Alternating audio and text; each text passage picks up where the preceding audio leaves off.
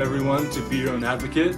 I'm joined here with my co-host Isabel, and we're welcoming on a new guest today named Kelly McGrath, who is a dedicated administrator at Meadow Creek Senior Living Center in Marin, California. She's got deep passion and care for elders. She's been working with elderly people in different capacities over the years and has started a small care facility for elder people. And I want to bring her on and share about her story and her experience and the really, really important aspect of caregiving for our elder people. She has 3 children. Her husband works as a paramedic in the fire department. And she is just an incredibly inspiring woman who's created an amazing program. And at this senior living facility, my grandmother lives there. She's 96, and we may be talking about Grammy, so she may come up in the interview here. But welcome, Kelly. Hello, thank you Kelly. so much. Hi, thanks for having me. Of course. So I'd like to start just want to explore your history a little bit, what inspired you to create this small home care facility. And I did see something about you had history working at Kaiser in the past. Mm-hmm. And then through that, you may have developed some ideas around what might actually serve people more. But I'm curious if you could just share a little bit about your history and what got you interested in doing this work. Sure. Well, it starts when I was a little girl. My great-grandparents were very important to me. I was lucky enough to have a very close relationship with them, and I was always enamored by them. I just, appreciated their history and their stories. And my grandma eventually became my best friend, and I just have always had a deep appreciation for seniors. At one point, I was searching for a care home for a great uncle with my mom. And it was quite depressing, actually, because we visited many facilities and realized that there weren't very many options that we really felt comfortable with. So at that point, my wheels started turning and I thought, I can do this better. This is such an important population and they really deserve a nice environment to age. Mm-hmm. Nice. And then I worked in different aspects of senior care throughout different careers. I did work at Kaiser. I was in different departments, but I was an inpatient phlebotomist and got to travel around to, specifically a senior floor where I would draw their blood, and they eventually were requesting me. And again, it was just every time I'd go into a room and talk to a senior, my bucket would get filled. And I thought, this is, my soul is speaking to me right now. This is what I'm supposed to do, is make a difference. Yeah. Wow. I love that. Yeah. Yeah. Well, I know Kelly because my grandmother moved into her small home care facility. And I can say that you have a deep passion and care for people, and you really do show up and create a family environment and really try to show up and fill in the blanks in which I'm sure a lot of facilities are just really deficient in. So I'm appreciative of that, and I really appreciate how you show up in the work you do. So I want to bring you on and talk about that. And Isabel and I are talking more and more about caregivers in general and the importance of it, as I do it, as as so many people I know are in a caregiving role for family or friends or family members, and just how important it is and how challenging it is to be a caregiver. And so I want to explore that with you. Do you have any questions to start, Isabel? Or should I? You were just saying that when you would go in the hospital, when you would go around to draw blood from the seniors, your bucket was filled from what was it about, each person that you would go to that was making you feel so, because what you were doing a lot of times hurts, and they're like, oh, so how are you able to make that into a good experience for both you and the person, the patient? I think I just practiced empathy, and I would go into each room, understanding that maybe some people would be scared, maybe some people would be grumpy because they're in an uncomfortable environment. And I would really try to build rapport with them straight away. And when I was, I became more and more successful at that, and I could peel back the layers and build trust with them. Yeah, that really filled my heart. Yeah. Yeah, I think that would be it, the trust factor. Yeah. Mhm. So Yeah, it's I actually was into your facility, and the last time that I was in Northern California, and it was so warm and Mhm. and friendly. There was like a friendliness amongst the people, and I didn't seem to feel any stress. I Mhm. didn't feel any stress. It was comfortable, but it seemed like every day you have to make it work every day. Right. And every day's different, right? Yes, there's definitely ups and downs. And to work in this industry, you have to have a lot of empathy and patience Patient. and Hmm. and consistency. You need to show up in the same way, again, to build trust with the individual and to make them feel safe. And each person is very different. And, it's a learned skill to really adapt to their individual needs. Yeah, I would think so. and it's pretty. I mean, it's pretty taxing. The more I learn about caregiving in general, is very exhausting. It can be very challenging for people to maintain selfless care and empathy and compassion as you deal with your own children, your own life, your own stuff. Like, Yeah. what's the magic sauce that allows you to continue to show up with empathy and compassion when your plate's so full already, you or your employees? I it's a everyone that works for me, I'm just impressed and I'm learning from them every day too. I think certain people just have a larger capacity. It's not for everyone. Let's just say that. Right. No. Yeah, very emotionally demanding. But we learn very early on in caregiving, you can't take things personally. And if you really embody the fact that you're there to help make them feel better and supported and safe, then it takes away any personalized Yeah. part Yeah. of it. What's your facility like? What is your facility like? So it's in San Geronimo, so West Marin, and as you said, it's very warm. It's homey. Mhm. It's a 3-bedroom house. Yeah, and it's just very comfortable and warm. Mhm. Mhm. You Yeah. have six residents, right? So, like, Yes. what do you see as a clear advantage over a large facility in your experience? Because I don't have a lot of experience in those facilities, but what do you see? Yeah, it's just very much a personalized approach to care. So the larger assisted livings are beautiful. They're very hotel-like, and you walk in and it's very luxurious. But often people can get lost in those big communities. They work well for people who are extremely independent and don't need a lot of care. But often people are misplaced there, and it turns out that they're being left alone or not checked in on. They're just sort of like a room number. So in a small care home, it's the whole person. We know these people. We know every bit of what is needed to make them have a quality of life that they deserve. Yeah. Mhm. And do you have a married couple? Is there a married? I did have a married couple that lived there. The wife has since passed, but the gentleman is still there.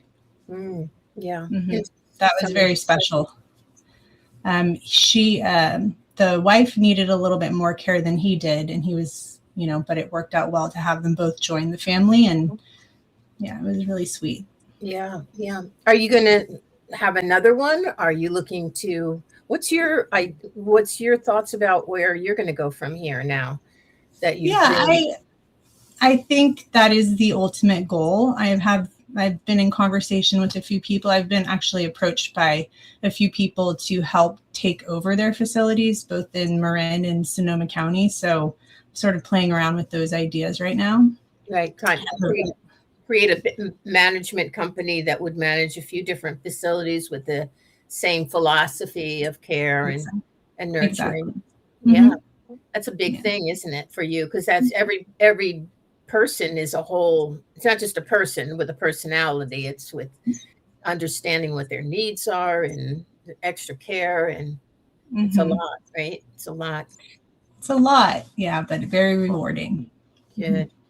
I'd like to continue to make a difference. So Yeah. that's the goal. when the one person passed away, what were some of the, I would imagine, like, whether it's a small facility or a big facility, when somebody passes away and there's that emptiness, it must have a great effect on the other patients that are there. What was it like for the other people, for the other patients? Yeah, everybody processes things differently. So, some people will, sometimes we'll gather a small group and make the announcement and leave a couple people out who are more sensitive. And sometimes I leave that up to the family as well. Would you like us to share this news with them? Would you like us to, let you share the news or not at all? So I put a lot of that on the families because, it's important for them to be involved in that decision. But we do honor the past residents and share stories, and we have pictures of them. So we try, but it is sad. It's really hard. They are a little family, and we're, a family, and it's very challenging when suddenly someone's no longer there. Yeah. For all of us. Yeah. Right. I would think so. I mean, it's an interesting dynamic in this country because we have these facilities that take care of our elders, whereas so many other countries, they're in the home. Right. And sometimes it's financial. We can't afford a bigger house to house another person. We live in a very expensive place. Sometimes it's, unprocessed emotion within the family that keeps them not able to function together and to live together. There's different reasons, but it's culturally just really different. And some of it's really, I think it's based in necessity. But I guess my thought is, like, sometimes it's better when we're taking care of like our in-laws or other people than it is our own family, because we haven't, like, culturally, we haven't gone through the process of really resolving and repairing our relationships often. And so then we haven't been guided to do that. And so there's just this big gap in this energy that's unprocessed. And so I think it's really challenging for people to figure out how to be present, empathetic, and compassionate for their parents. What are your thoughts on that? Well, I just have experience. I've witnessed this. So this is the final phase of someone's life, and a lot of old emotions come up with the families and with the residents themselves. So I always support, but I stand back and I do observe that sometimes emotional repair does happen in the very end. Sometimes it just never does. So it just really depends on the individuals. But caring for your loved ones with that baggage can be very, very challenging. Yeah. I like that term, emotional repair. Yeah. That's a great term. I never heard that term like that. That's used like that before, but that's really what it is, isn't it? You haven't heard about it because we don't do it in America. Right. No, I know it's a human condition, Yeah. But so then in a small home like this, is it a different cost? Like, what's the cost comparison to a larger facility? So actually, it turns out to be more reasonable. What happens often in larger assisted livings is you move in with a discounted rate or whatnot, but then they add on charges very quickly sometimes, and often people come from larger assisted livings to me because they say it's just not sustainable that we have to pay $40 more because you had to feed our mom today. So they really, unfortunately, put people in tough situations because they just tax on fee after fee after fee and increase after increase. And once you're a resident, then you're kind of stuck, to dealing with that cost. Yeah, exactly. Yeah, I try to be really fair in my business model. I don't want to cause stress to the families. I don't want to surprise them with large increases. So, it just seems like the wrong thing to do in this situation. Yeah. For your employees, do you find it, there's a lot of not new people, but a lot of people that are interested in this type of career? Are they hard to find? Are they... So that was one of the loudest points of feedback I got when I was first opening this facility is, how are you going to find good caregivers? No one's going to want to do this work. And so I was very nervous about that. But I feel so fortunate because I found the balance between finding the right people and treating them right. And I think that's the key. Treating them as a person who has a life outside of the job, treating them as a person who has needs, giving them flexibility has really paid off. And I've had some caregivers with me since the very beginning, and hopefully they'll be staying with me for a long time because of that. When was the beginning? How long have you been doing this for? Since January 2024. So okay, so it's new. Yeah. So Mm-hmm. you're still learning the ropes, as they say. Yes. In a way of doing it on your own. So Right. yeah. So with the 6, did you say 6 people? Mm-hmm. And you have activities. I saw when I was visiting that there was games on the table for people to play if they wanted Yeah, to. I guess if they want to. If they don't want to, they don't have to, right? Right, exactly. The caregivers offered to play games, and sometimes there's been certain points where there's been a lot of people who are interested in playing games, and then sometimes there's a period of time where no one's interested in playing games. So I have musicians come in, and I think that's been overall the most successful, just for, common enjoyment. Everybody likes to listen to music, and for the most part, and it's great. Yeah, that is nice. That's a beautiful thing. Music heals, right? Mm-hmm. Yeah. I was there. I brought my 2 sons, my young sons, with me yesterday to visit Grammy at your place, and it's pretty cool to be able to come in and out whenever, and like as if it's our home, kind of, and say hello to the other residents and have familiarity. I think the other residents get a lot out of the other family members coming and them witnessing their conversations, and just having that variation is really important. So it's a family-ish space and held container, but then there's variation of people coming through and bringing different influences. And I think that's been a cool experience. Um, Sometimes I'll walk in and there'll be 2 middle schoolers there that are volunteers that are helping them do something, or just there to enrich themselves and learn about, elders and elderly care. I just think it's cool that the mixing of generations and people from different walks of life, different families, um, trying to make, a hard situation more normalized and feel safer, as you said, because Mm-hmm. it's a scary time. I feel like as people move into dementia, especially, start to lose Right. their bearings and their sense of what's normal and who they are and what's going on, and what's your experience around dementia in general, and how to work with that seems really an extra challenge in my experience. It is. It's a challenge, and I definitely had to learn fast. I've had, experience with family members who have had dementia, so I was prepared in some sense. It just takes a lot of patience, and we go through each caregiver when they're hired goes through a pretty hefty dementia training. So that's helpful, and we're constantly just talking together and strategizing. And again, the most important thing with dementia is just not to take things personally. It's not about you. It's about their own experience and their challenges. And we kind of just go down the list. Okay, are they tired? Are they hungry? Are they overstimulated? Sort of how you would with the toddler, and try to just check off all the possibilities of what could be going wrong. But I'm really not afraid of dementia. I think there's some facilities who, avoid it. I look at this individual, just as deserving as anyone else. They need care. They deserve a warm, safe, cozy, nurturing environment. And sometimes that can't be offered in the larger assisted livings. So it doesn't scare me. I more than ever want to offer that to these people. Yeah. Do they all get along? Yeah, ups and downs, but for the most part, yes, they do. Mm-hmm.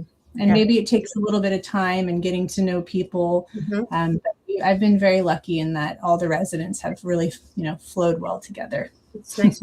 What kind of licensing do you need in order to do this job? Or, what is, if somebody wanted to do this for a living and they weren't a nurse? I know that there's a lot of nurses that, have the advantage of being able to move within that environment. But what kind of license do you need to work at a place like yours or any kind of facility?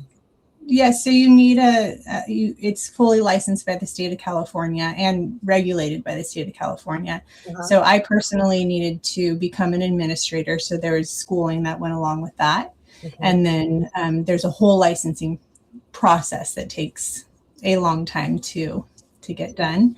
And then every year you have inspections with the state, and you're in constant communication with the state, actually.